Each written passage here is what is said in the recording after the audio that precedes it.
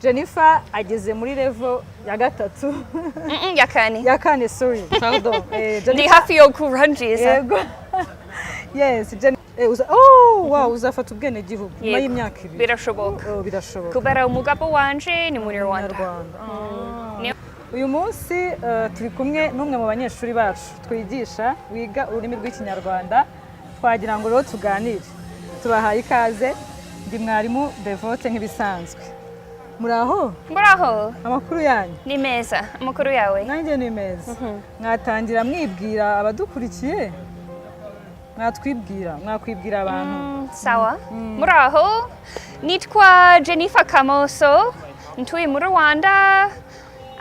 Ndi Umunyamerika kandi ubu ndakorera hano Kigali kuri Tubura. Ikindi ni ndigisha yoga.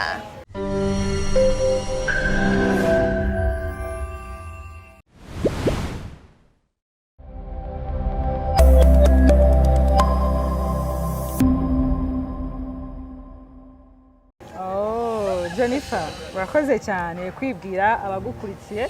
Mwamwumvise yitwa Jennifer Kamoso. Ni Umunyamerika ariko ni Umunyarwandakazi. Yego, ubu ndi Umunyarwandakazi. Kamoso ni izina ry'Ikinyarwanda. Yego. Jennifer, umaze igihe kingana gute mu Rwanda? Maze imyaka 5. 5. Yego. Myinshi. Yego. Ariko si myinshi cyane. Ntabwo ari myinshi cyane. Utuye hehe? Ntuye hano hafi Gishushu. Okay. None se Jennifer, waje mu Rwanda gute?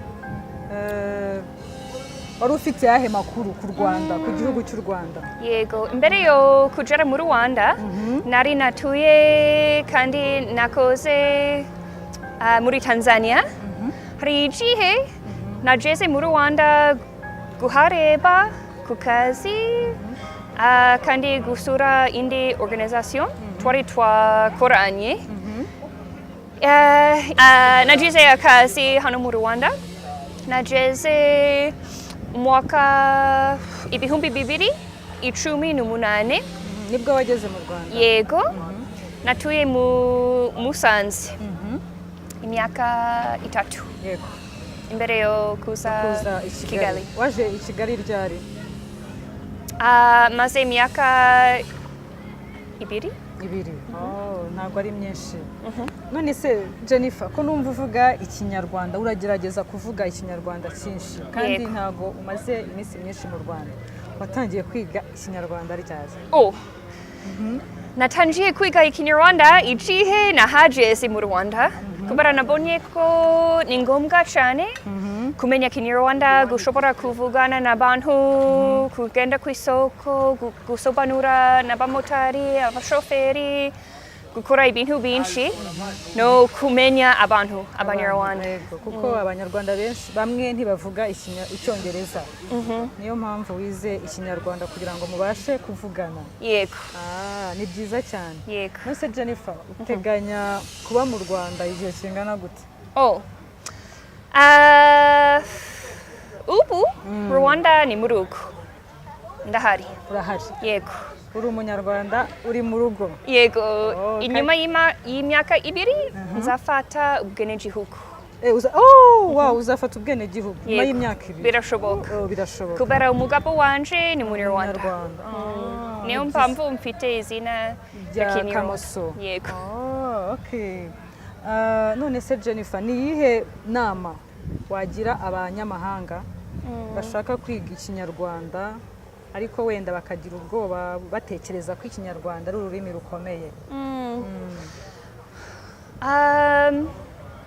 Ushobora kuvuga ko indimi zose zikomeye, zitandukanye.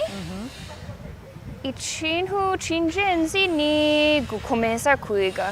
Ugomba kuba ufite umwarimu mwiza nka Devota cyangwa Denise, ufite gahunda yo kwiga buri cyumweru, maybe kenshi mu cyumweru.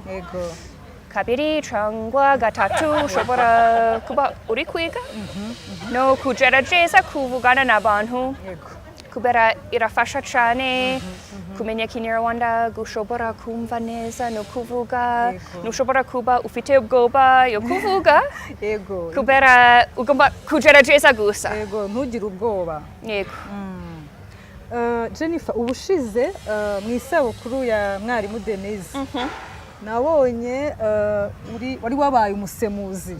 yego Wabaye umusemuzi hari umuntu uvuga mu Kinyarwanda ugasobanura mu Cyongereza. Nagira ngo tugerageze iminota mike kugira ngo abandi bantu bafite ubwoba bwo kwiga Ikinyarwanda babone ko hari urwego rwiza ko bishoboka. Okay? nta kibazo Tugiye kuganira nzajya mvuga mu Kinyarwanda usemure mu Cyongereza. Utangira akazi sangahe? What time do you start work? Uyu munsi njyewe natangiye akazi saa 3. Today I started working at 9 a.m. Nari mfite abanyeshuri benshi. I had a lot of students. Yego nananiwe ndumva naniwe cyane. I feel like I'm tired. Nkora nigisha Ikinyarwanda guhera ku wa mbere kugera ku wa gatanu.